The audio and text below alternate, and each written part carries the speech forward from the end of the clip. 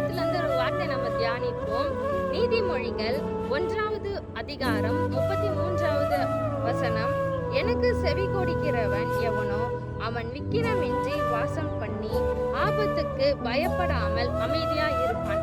ஆமாங்க, கர்த்தருக்கு நம்ம செவி கொடுத்தோம்னா, அவரோட வார்த்தைக்கு நம்ம செவி கொடுத்தோம்னா, அவரோட சொல்லுக்கு நம்ம கீழ்ப்படிச்சோம்னா, விக்கிரம் என்று எந்த தடையும் இல்லாம, எந்த பயமும் இல்லாம நம்ம இருப்போங்க. எந்த ஆபத்து வந்தாலும் நம்ம பயப்பட மாட்டோங்க.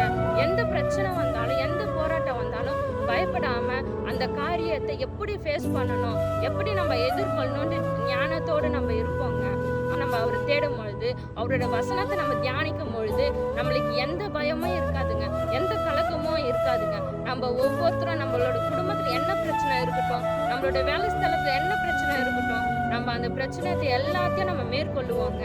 இந்த நம்ம கர்த்தர் கூட இருந்தா மட்டும்தாங்க எல்லாத்தையுமே நம்மளால ஃபேஸ் பண்ண முடியும். கர்த்தர் இந்த வார்த்தையின் மூலியமா உங்களையும் என்னையும்